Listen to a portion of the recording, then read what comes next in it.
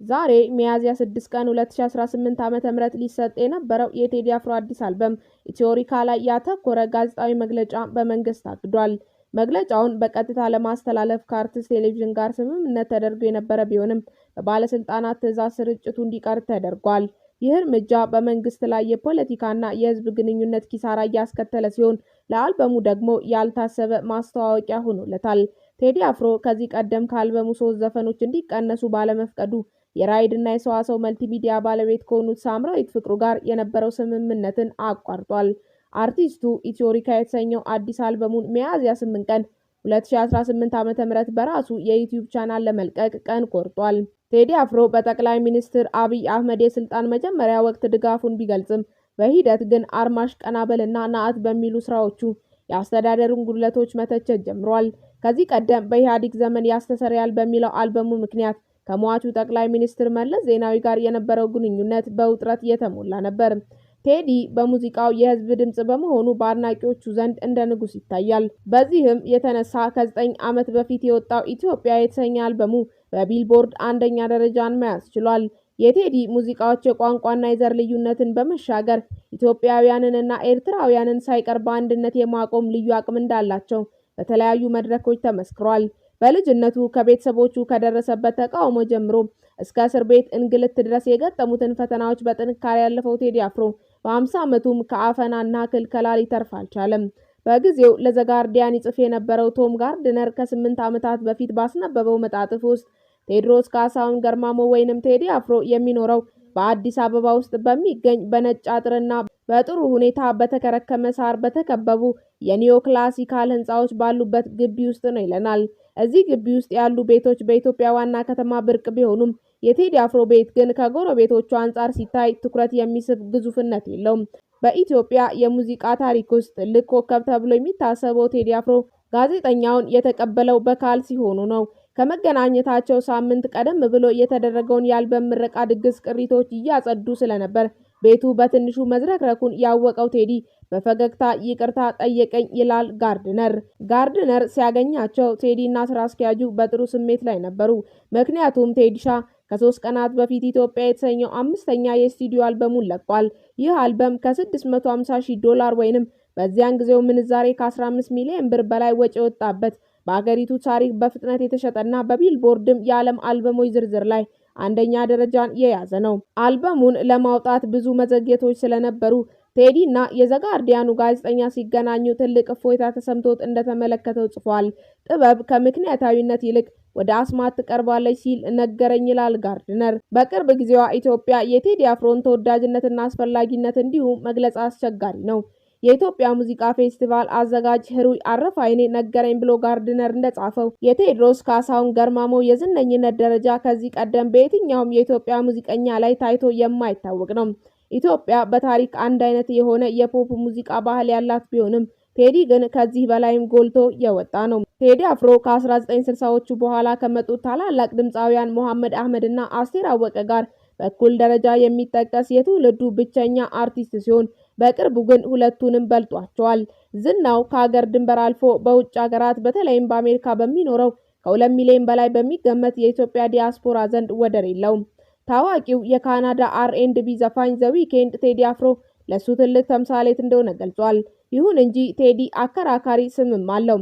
በ2000 ዓ.ም በሰው መግደልና አምልጦ በመጥፋት ወንጀል ታስሮ ነበር። እሱ ግን ድርጊቱን መፈጸሙን ሁልጊዜም ይክዳል። ብዙዎች ይህ የእስር ቅጣት በ1997 ዓ.ም ከፍተኛ ውዝግብ ተነስቶበት በነበረው ምርጫ ወቅት የወጣው ያስተሰርያል አልበም ያስከተለው ፖለቲካዊ እርምጃ እንደሆነ ያምናሉ።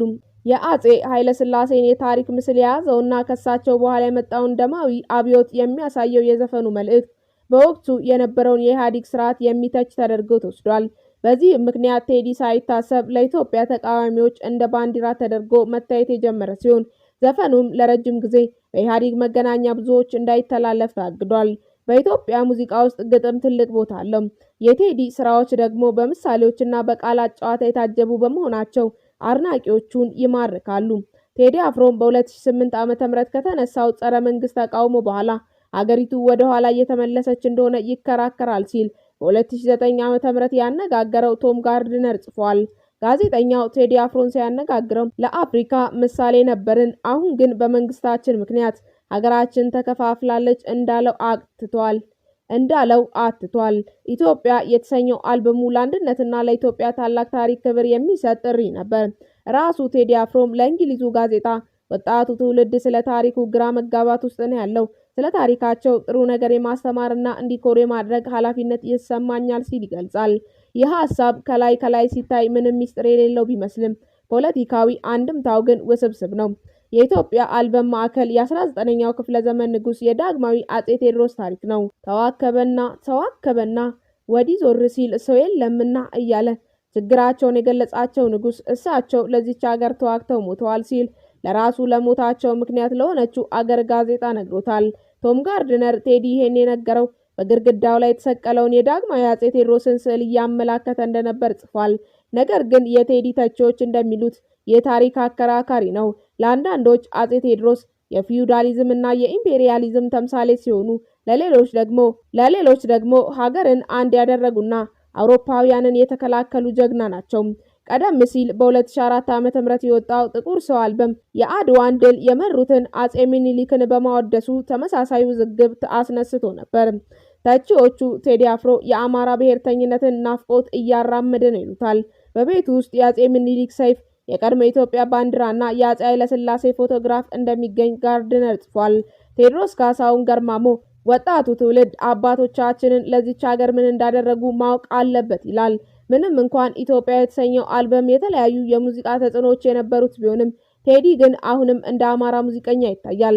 ቴዲ አፍሮ በልጅነቱ ታዋቂዋን የ60ዎቹና 70ዎቹ ዘፋኝ ሂሩት በቀለን በክለቦች ውስጥ ስትዘፍን ጉልበቷ ላይ ተቀምጦ ያይ እንደነበር ያስታውሳል። የቀድሞ ስራዎቹ በሬጌ ሙዚቃ የተቃኙ ቢሆንም በቅርብ ጊዜ ግን ወደ ኢትዮጵያዊ የዜማ ስልት ተመልሷል። አንዳንድ የድሮ ሙዚቃ አፍቃሪዎች ወጣቱ ትውልድ የቀጥታ የሙዚቃ መሳሪያዎችን አይጠቀምም ብለው ቢተቹም ቴዲ ግን ኢትዮጵያ በተባለው አልበሙ የመጨረሻ ዘፈን ላይ የቀጥታ ባንድ መጠቀሙን ይገልጻል።